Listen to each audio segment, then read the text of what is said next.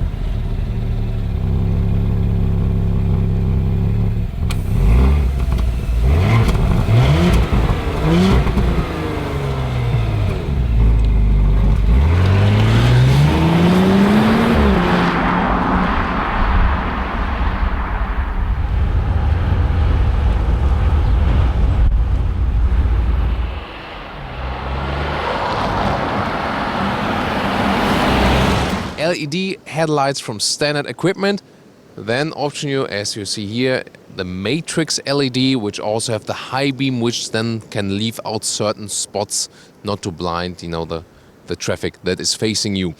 Overall, from the exterior, surely more an evolution than a revolution. If you look at the previous generation side to side, you don't see so many differences. They really tried to make subtle changes. 4.92 m or 16'1" is a total length now. That is about 6.3 centimeters longer than the predecessor version. So you gain some more room, especially in the rear, for the rear passengers, and 100 liters more boot space. You will soon see that too. Rims 19, 20 or 21 inch. Those ones here are the optional 21 inch, and they don't look too big on that huge SUV.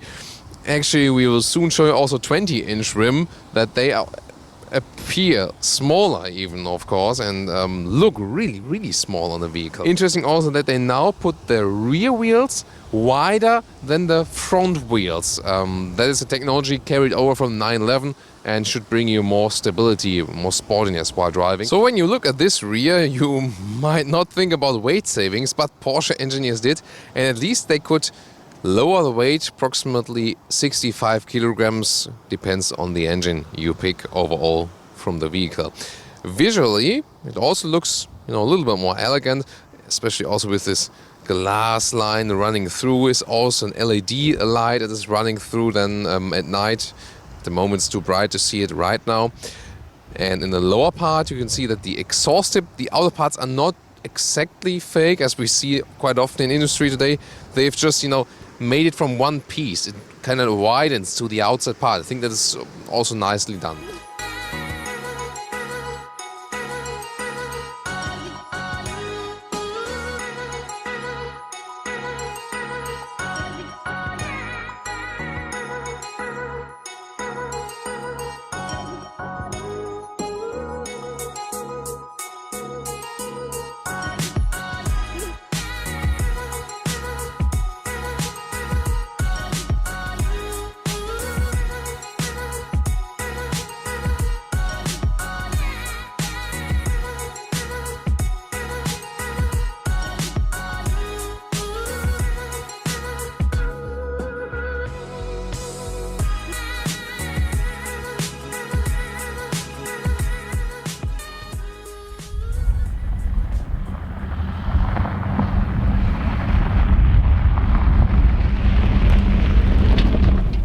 And then let's talk about the seats. You get two forms, the normal comfort seat, and this one here is the optional adaptive sport seats. You can see it here, has a stronger shoulder part, so you have more side support, and also you can control those bolsters, make them tighter, make them a little bit more loose, like here with those buttons, so you can control everything.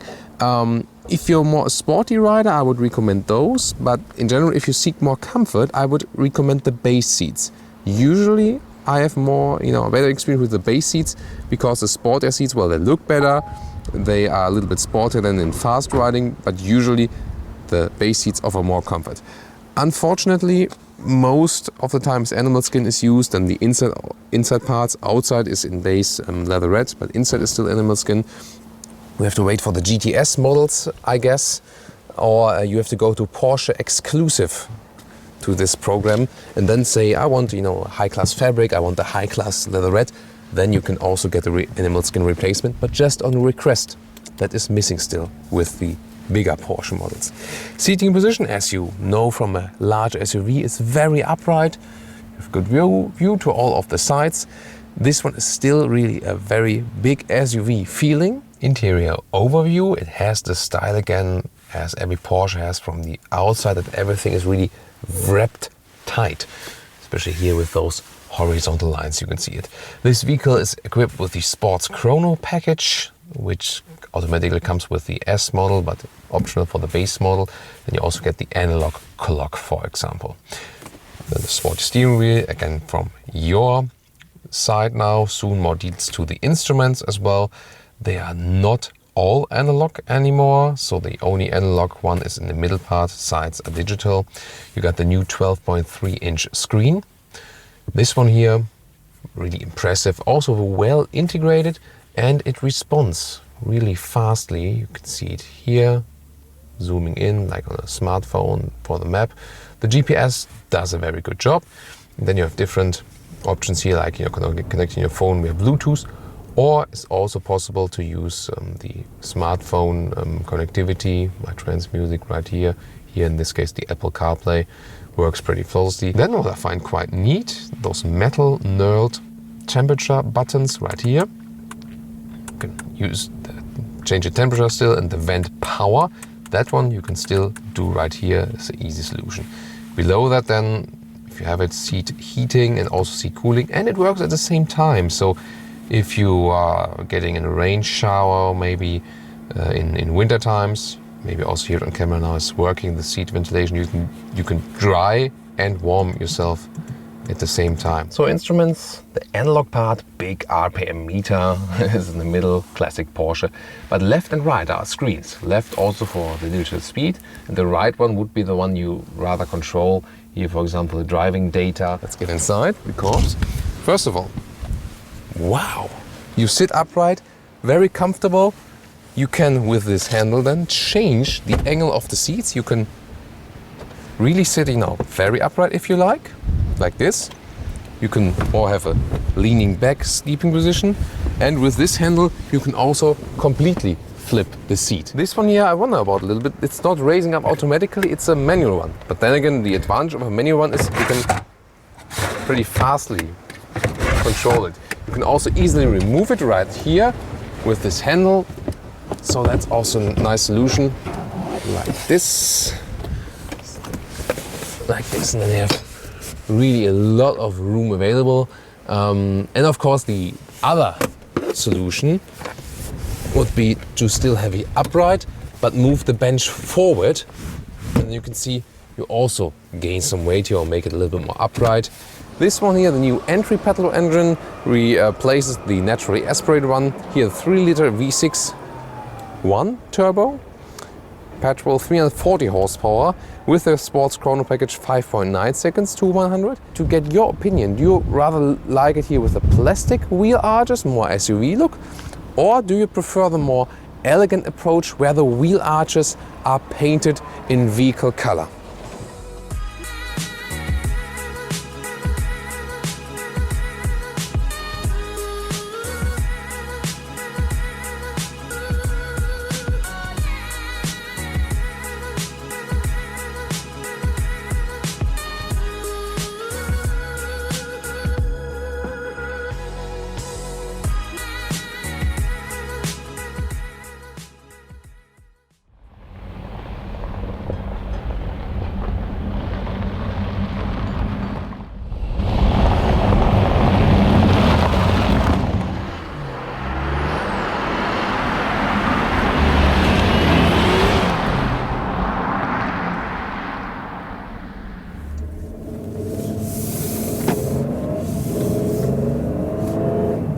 Nice roar, we start this driving part of the all-new Porsche Cayenne. As I said earlier, I intentionally picked the base petrol engine because this is the petrol engine that you have been buying, well, the base model. It's a new engine, but the thing was, most people went for the base petrol worldwide, especially our friends in the US. And I think it's always more important to show, what's most relevant for the people really buying the car, for you, and not what I think, I want to drive the biggest horsepower variant version. I think it's better to keep it real, because it has, definitely more useful for you. And the biggest difference from the previous engine version to this one here is the pure power. 50 Newton meter more. We've got a lot of room here. There's no one here. What shall we do? Maybe we can hammer the throttle and we can make it Sport Plus and go from 0, because that's 5.9 seconds officially. Let's see what we can score with that. Launch control.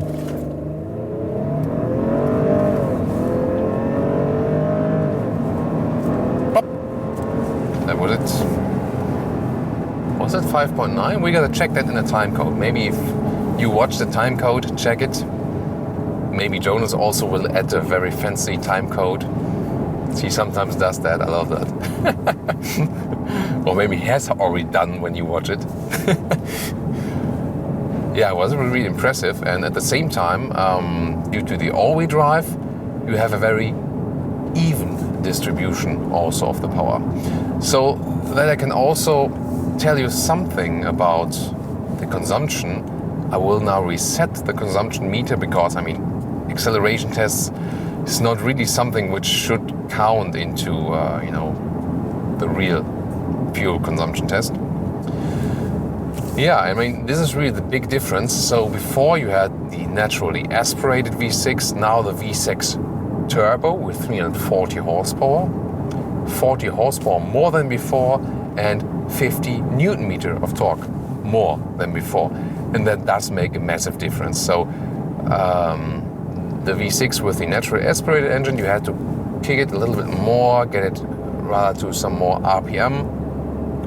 This one here is so easily coming from all RPM range. It's so effortless to drive.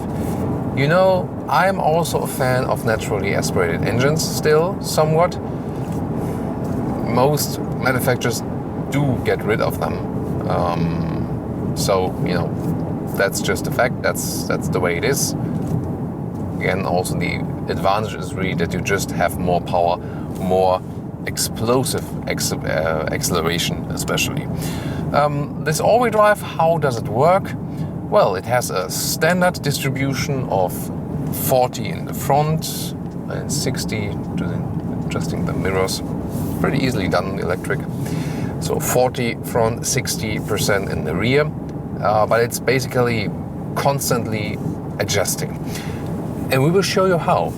Because here, for example, in the normal instruments, you see it on our small camera facing the front. When I'm approaching the next junction, I not only have the big GPS screen right there, because maybe, someone wants to do, co-driver wants to play with it. I also have it right in the instruments, and the whole right screen is then covered with the GPS information, showing me the next junction. And that's really good function, because it's adaptive. You can use it for other information during that, but as soon as the GPS is being approached, there you have it. So stop sign. Even if I just gently push it, I can already tell you right now, you do not need any more power for this vehicle. If you think about, should I go for a Cayenne S or for the turbo even? This one has so much power, it's already so sovereign to drive. The only reason why you would need the S or the turbo is if you want to spend more money. That's basically the only reason. Acceleration-wise, they still made some differences. It's like with the Sport Chrono package and the launch control, which we've shown you, by the way, Sport Plus mode, hammer the brakes, hammer the throttle, then the launch control is activated. is 5.9, 4.9, 3.9 from Cayenne, Cayenne S and Cayenne Turbo. But with this acceleration you can imagine. It's not a race car, it's not supposed to be a race car, even though the performance figures show that. But the main focus of this vehicle is also a sporty, comfortable ride. So in an SUV you have this upright seating position, the super sovereign ride. You're on top of the road, you're king of the road, you sit so high, have a good overview to all of the sides. Windows are upright. At the same time, it's not this big SUV feeling where you feel like a but a little stiffer, as you're supposed to have with the Porsche vehicle. So you can have this sporty Porsche riding experience at the very same time. This is, the concept behind the Cayenne, which has been boosting its sales ever since. And maybe or let me tell you just right now, meanwhile Porsche worldwide sell 2/3 SUV. So Cayenne and Macan, and 1/3 of pure sports cars. So if you say Porsche is an SUV brand rather than a sports car brand, you're right.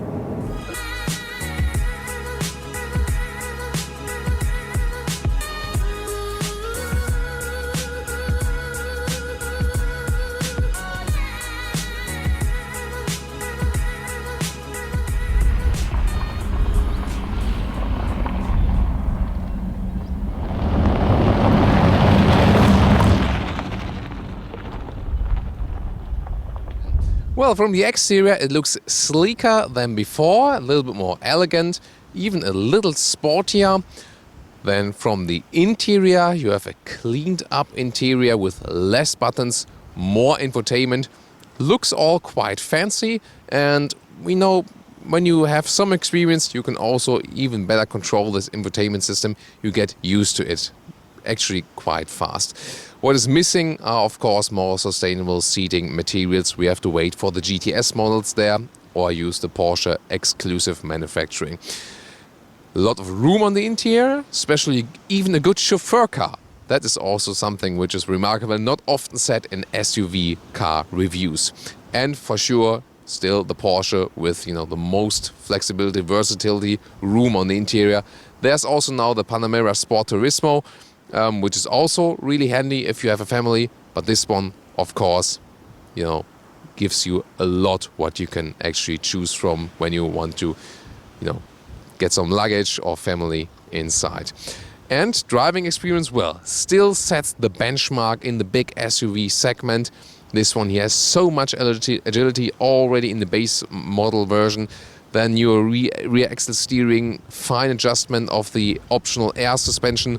That one gives you more agility and comfort at the very same time. The base setup remains really very sporty, and that's what Porsche customers also do expect from this vehicle.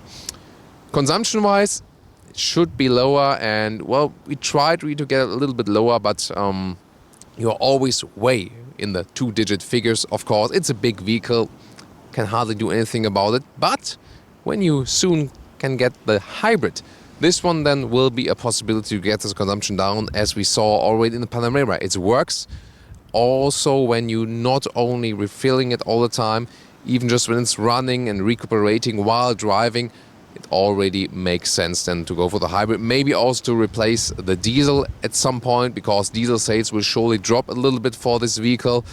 Germany will still be a major diesel market still, but I think more and more people will also then go for the hybrid later.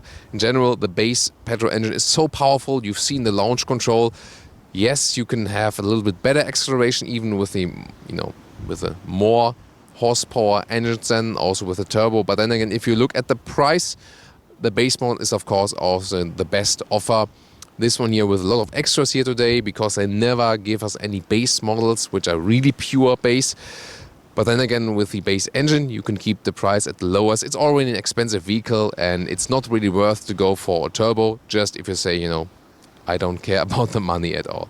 So those ones were my advice here for today. I would like to hear your opinion on this vehicle, exterior, interior, and what we present you while driving. And also tune in to our very next Autogefühl episode. Thank you so much for supporting us.